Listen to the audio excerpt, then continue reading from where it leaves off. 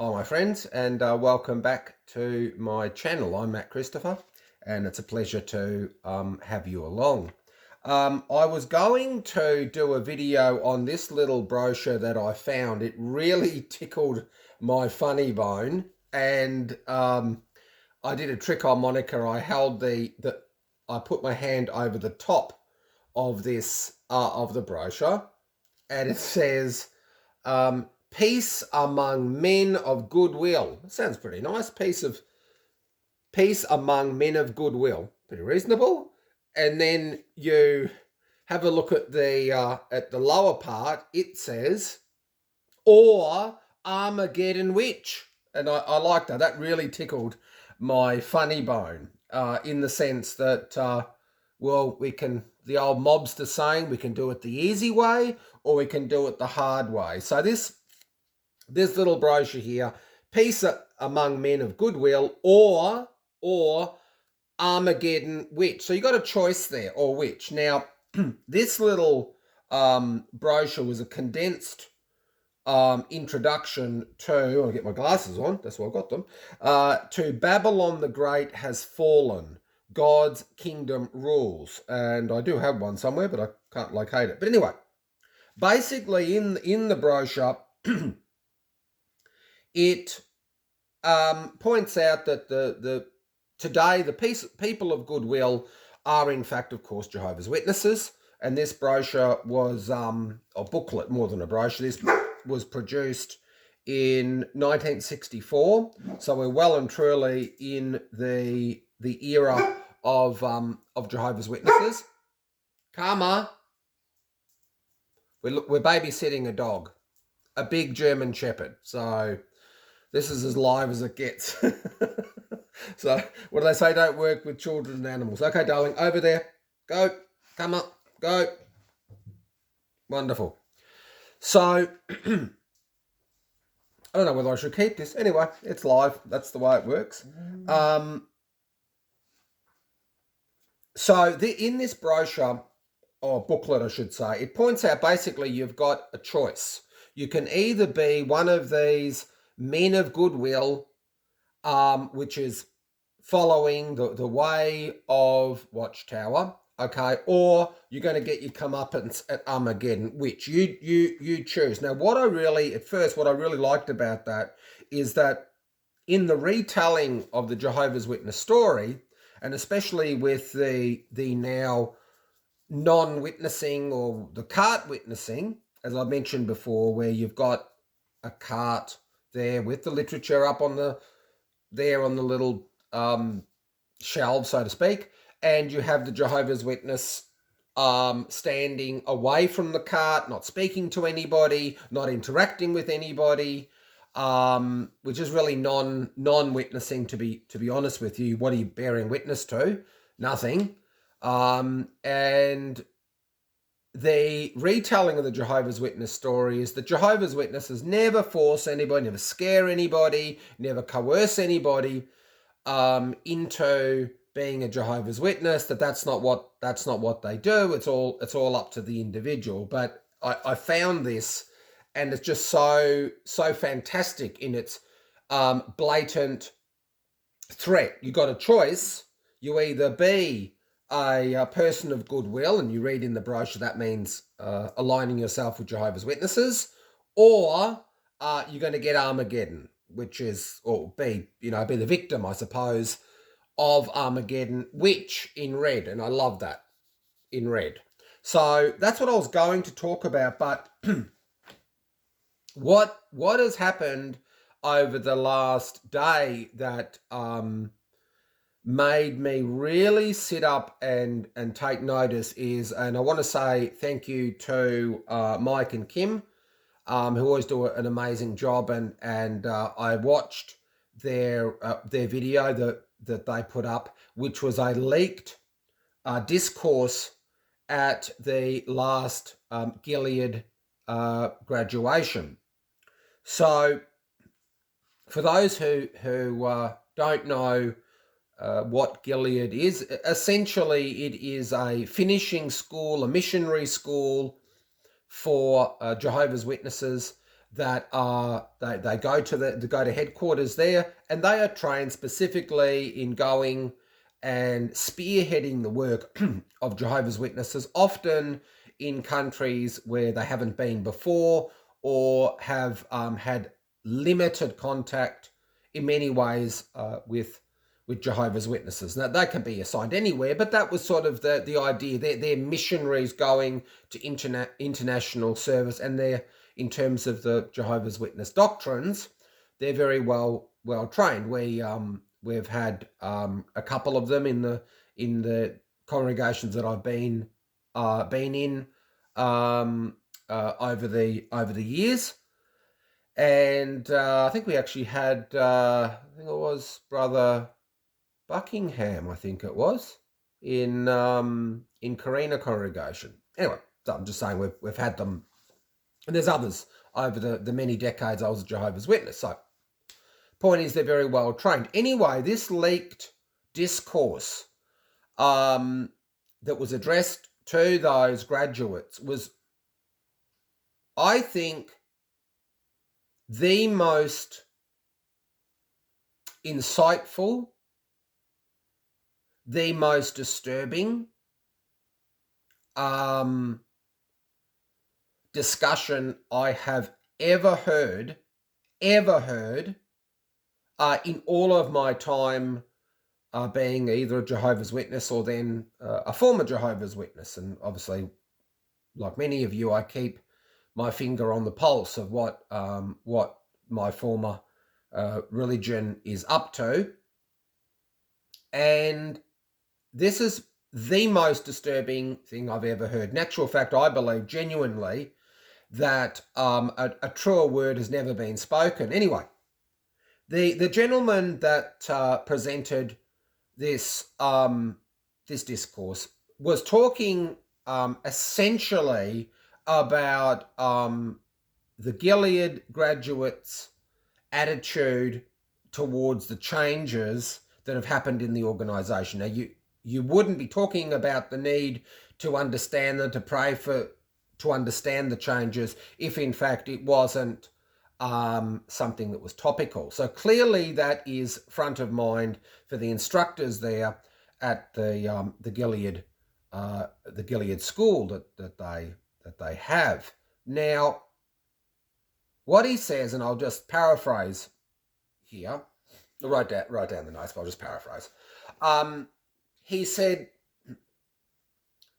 it may have taken us a long time to bring our standards up to where the organisation was, to follow and understand what we've been told. And he gave the example, like, we've been told organisational procedures, and not only have we been told this is what we need to do, but he said we've been given the reasoning for it.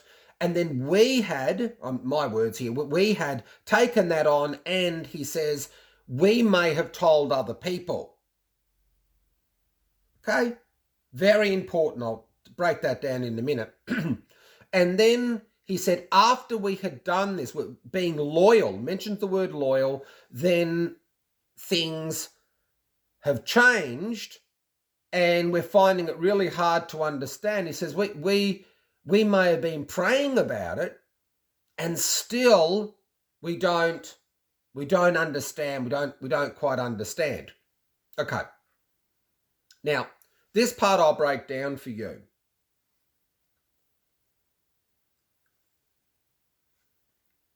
Why do you need to reach a standard? What's going on? If you need to reach a standard, right, what's happening?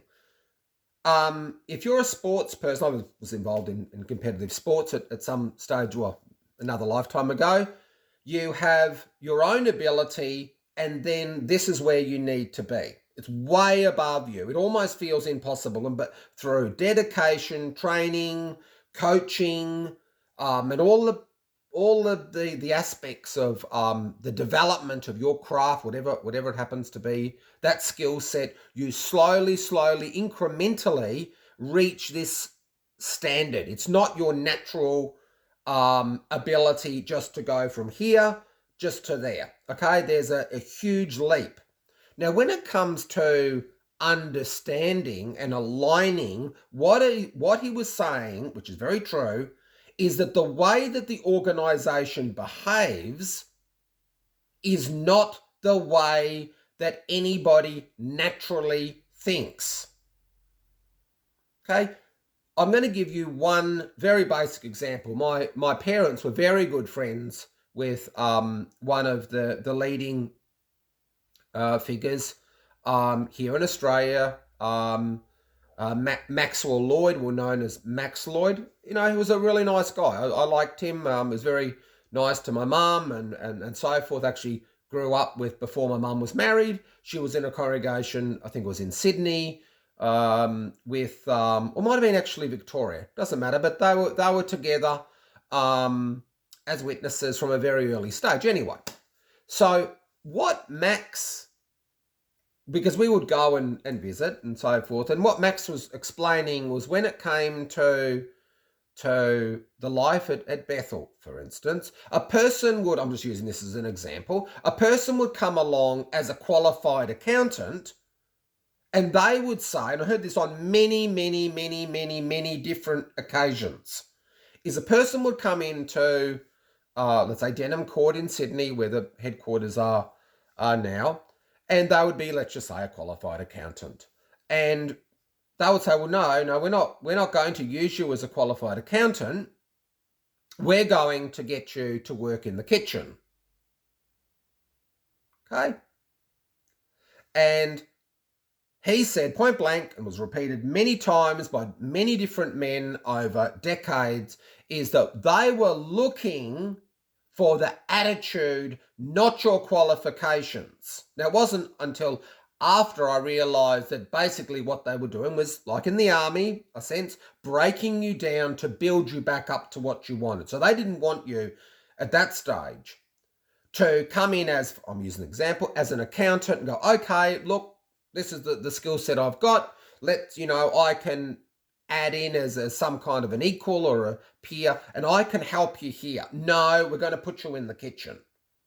Okay, now that was repeated over and over and over and over. That was the style that Watchtower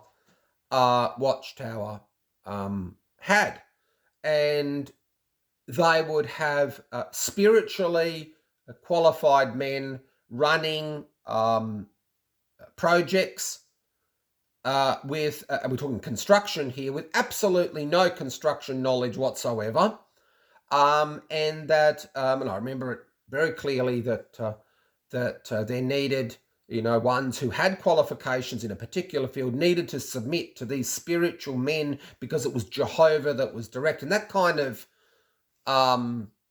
incongruency. You just would never put somebody that had absolutely no qualifications in a field, I mean none at all, and have them heading up projects that needed specific skill set. I'm just using that as a practical example.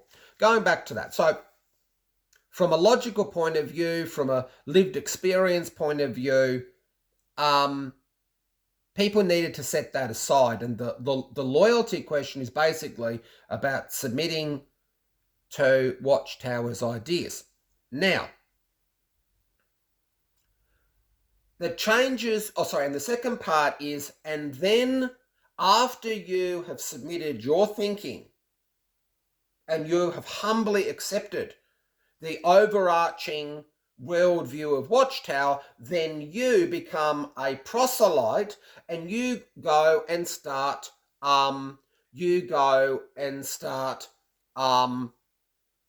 telling other people about what you have learned. So basically, like good little boy getting patted on the head, and you're going out and you're telling other people. Now, I'm not going to do a video on this today, but around 1975, Watchtower said one thing, and then these people had been broken down, these loyal Jehovah's Witnesses, they'd been polled, DOs, COs, in Australia, the likes of like Ray Cowling or other people like that, went around and prosecuted the case for 1975. and put forth the reasoning that they did. And so what did people do? Like good little boys have been broken down, patted on the head, and they went out and they prosecuted this case verbatim, what they'd been taught with, gusto to put forward the case for Watchtower. Okay, so if we just put that in a bracket, it's not your natural thinking. You've been broken down. It's taken you a long time to reach this standard of thinking, or may I say non-thinking. You've taken on these ideas, and then you're prosecuting the case. You're out there saying, this is what we do. This is Jehovah's way. And we used to get people would come back to the congregations and say, they'd go to Bethlehem. Oh, it's amazing the way that the organisation does things. It's just totally different. It takes you a while, but now you can really see Jehovah in action. Okay, fair enough. Then there's a change, a dramatic change. Not only do they not do it that way anymore, okay, fair enough, but the basis, the underpinning basis, often with completely misquoted, completely fabricated reasoning from the Bible, in which it's non-negotiable, especially if you're in a position of any kind of authority, to push back, to really ask any meaningful questions in that regard, that there's an opportunity there's a change of thinking. No, you can ask the question, but you've got to accept what the answer is, and they'll be watching very carefully. Now, all of that has been taken away. Okay, so what's happened now is the adherents to these policies are actually in a worse position than what they were before. Okay, they might have been eager to understand, they didn't understand, then they climbed that hill, and now it's been undermined. Okay, so they have lost their essentially the essential part of their thinking faculties have been called into question. Why on earth did you take this on? Secondly, their relationship to other people, their credibility, has been completely, in many ways, undermined. And I say this, I feel very sorry in many ways for the elders and the circuit overseers and the district overseers and so forth, who just press play, so to speak, and just verbatim sprayed out all this information which was completely and utterly untrue, said in God's name, and they put their reputations on the line for what things were falsehood. So we're dealing with this. Anyway, that's the first part. Second thing that this instructor says, and so that was number one. That's the problem that they're facing. They're talking to for want of a better word, the best of the best of the best of the best of the elite Jehovah's Witnesses, the elite who are going to spearhead the organisation internationally. Okay. This is the second thing that he says. And he'd actually heard this example before. And when I heard it, I just thought,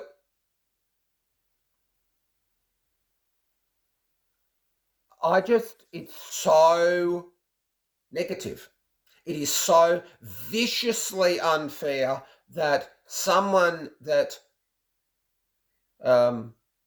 really despised Jehovah's Witnesses, I don't think that you could sit there for a month of Sundays and come up with a more vile representation of the Jehovah's Witness, the average Jehovah's Witness relationship to its leadership group. I don't think you could come up with a worse one. This is the example. So hold on to your seats for this. This is what he said. He was referring to another witness who had some other brother, as they call them. He gave this example. He said, quoting this other person about his discourse, so it must have been someone of note. He said it's like in years gone by, this is obviously in the United States, we had them in Australia too, the steamboats. I was raised in Victoria, Australia, and on the, it was the Murray River, if there's anybody in Australia or will know what I'm talking about, in the Murray River, they had the steamboats, the same as the United States and so forth. Anyway, he gives this example. Get ready for this. This is coming from the top brass of Watchtower to be instructing those at Gilead.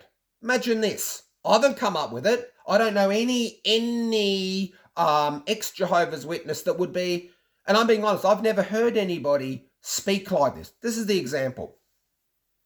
He said, in days gone by, I'm paraphrasing, he said we had steam engines, steamboats I should say, and there were down below deck, there were people and they were shoveling the coal. They were shoveling the coal into obviously the boilers, I would imagine, shoveling that in, and then the captain and so forth, the captain's above, okay, steering the riverboat. He said, can you imagine that the people that are shoveling coal suddenly realized that the boat was starting to turn, and someone says, well, that's not the direction we're meant to be going in, right? Meant to be going in. And that person decides to leave shoveling the coal, right, down in the bowels of the ship, right? Hot, sweaty, horrible, terrible furnace going there. Horrible job, very hard yakka, as we say in Australia, hard yakka. You go up and you speak to the captain, foghorn, leghorn style. Go up there and you speak to the captain, say, listen, captain, we're going the wrong way. And then he refers to the guy, the brother that was actually the originator of this discourse, and he says, let's say his name's John, it's not. And then John, and he laughs, this guy laughs, and he leans forwards like this on the lectern, and he goes, keep shoveling coal.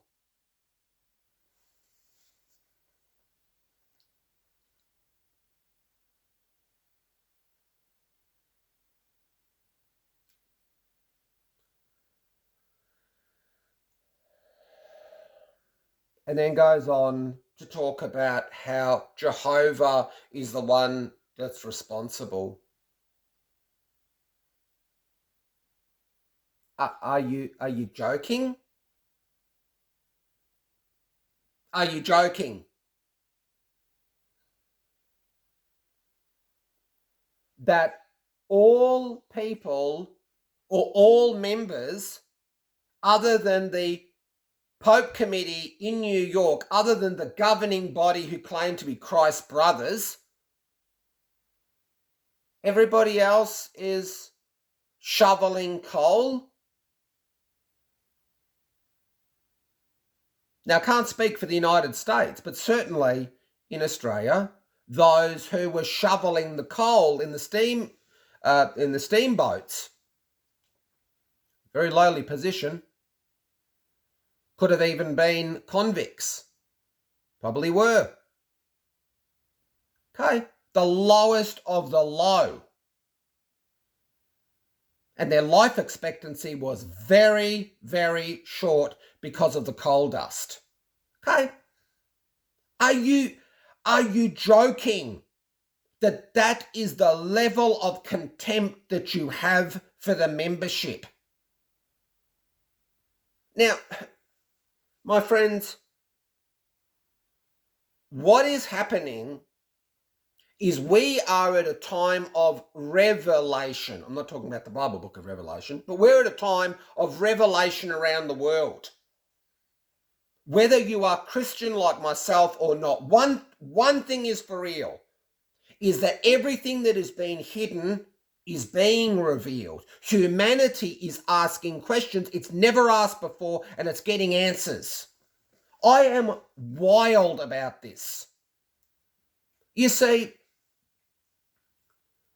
as a fourth generation Jehovah's Witness, many people lost their lives directly because of Watchtower's policies that now are they're a joke. They're a joke. What do you mean we said anything about organ transplants? What do you mean we said anything about blood fractions? Okay. All the things that witnesses suffered, and your answer to this is keep shoveling coal.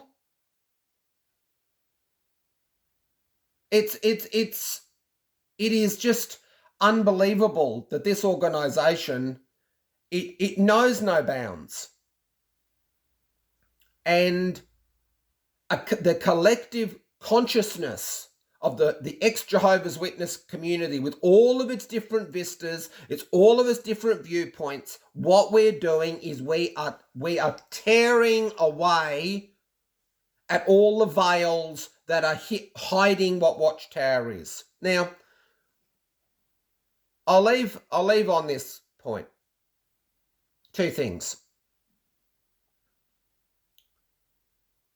The claim by Jehovah's Witnesses that they are the happiest people in the world, the holiest people in the world, the most upright people in the world, and the most loyal people in the world. They're the only people that will ever truly love you.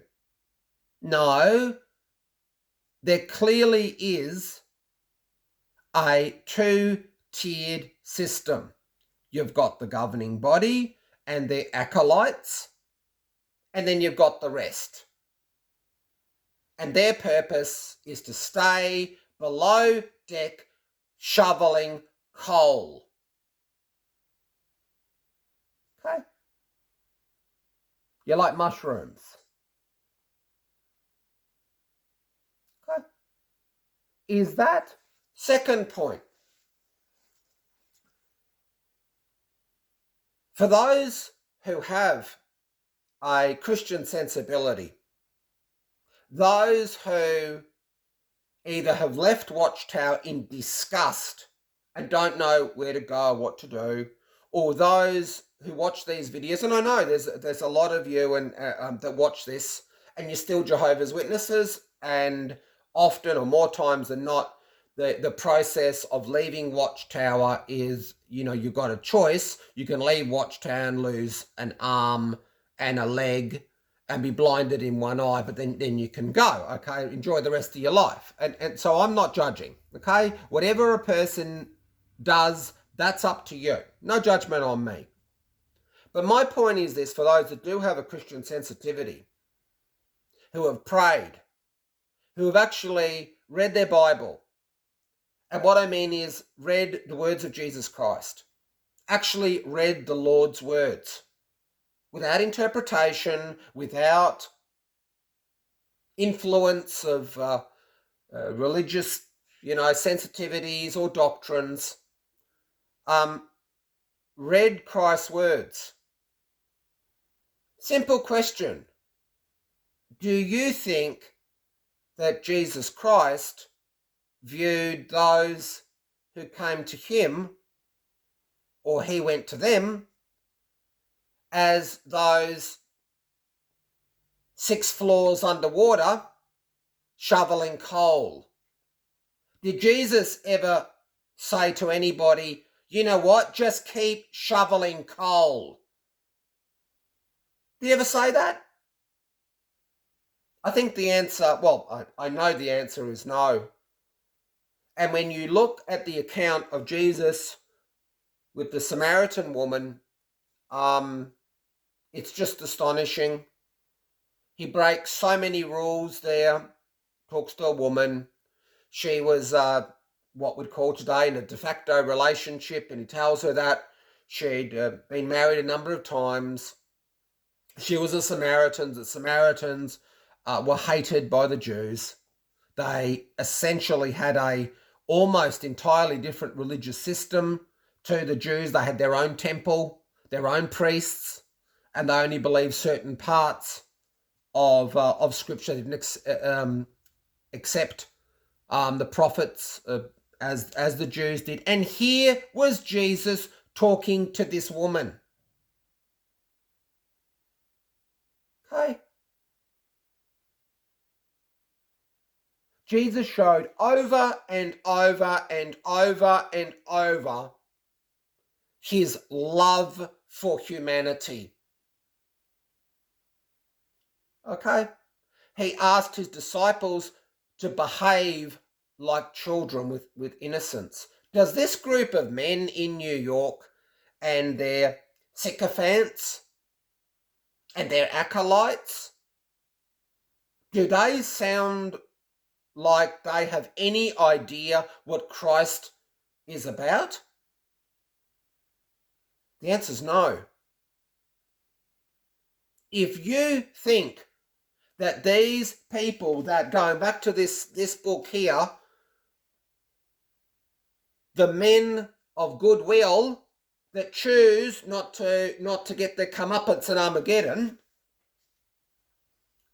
if you think that their job is to shovel coal, and when you think about it, if you were shoveling coal, you wouldn't be seeing what's going on around you, would you? Okay? You wouldn't be able to take note. You wouldn't be able to look at the world. You wouldn't be able to be, in a sense, connected to the journey that you're going on. When Christians are asked to emulate the principles of Christ in their life every day, to strangers, to people that like you, to people that don't like you. It's a connection to the people around us. Our standard of behavior should be like that, of love. Why? Because in the Christian narrative, we have been shown we don't deserve it. That is it. The way of Christ is we didn't earn it and we didn't deserve it. Now, all of this is so important that as Watchtower, and this is the twilight of Watchtower, and what I mean by is the organisation that we knew. It sort of was static.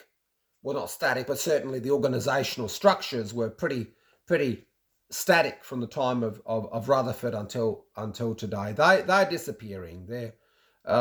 Jehovah's Witnesses will be a complete online, which they pretty much are, online religion or online organisation, producing video hits and movies and so forth. They will become the Netflix, to put it that way, the Netflix of religion, and it will be, I'm pretty sure, a subscription basis, and they'll roll themselves into this tiny little ball, and organisationally speaking, and the door's going to be in many ways closed. This is the time now, just before that door really closes, for accountability, for you to speak to your families, for you to get them, if you can, to ask some vital questions about this man-made group of people who are God dishonoring. And I'll finish on a one final point, is this particular gentleman who was addressing this Gilead class, he repeated a number of times over and over and over and over and over and over and over that it's Jehovah that is directing the organization, and Jehovah is the one that is showing them the way, and it's Jehovah that is the one that is essentially steering or telling them how to steer the ship. That's just not true. Because in your own teachings, let alone us as Christians, but in your own teachings, what do you say? That Jesus invisibly returned in 1914 and then took control from around 1916 to 1918. Okay. Jesus. Yet you dishonor our Lord because you know that Jesus Christ, in the purest form of Christianity, does not run your organization. And so instead of you blatantly lying that it's Jesus Christ at the helm, you revert always back to Jehovah God, because that's your safe haven, because it's not Jehovah God, even by your own doctrines, that's running the organization. Okay, friends, please look at this. Please look at this again, because this is really one of the most deceptive organizations that has ever been. And I hope that this little video is of benefit to that cause, to liberate all people. You don't have to be. These videos are not produced as just or for Christians. They're for all people. We are all equal, whether we believe or don't believe. It makes no difference. Our life is precious. Our liberty is precious. Our minds are precious, and our life on this earth is momentary. It's momentary, and it should not be spent under the clutches and the controls of these completely and utterly twisted people. So thank you very much, and I hope that this video is of benefit to you. I'm Matt Christopher, and thank you for your love and support during this time. And yes, I'm feeling a lot stronger, a lot better. Post prostate surgery, I'm feeling well. So yeah, really thank you for your prayers. Lots and lots of prayers around the world, and best wishes.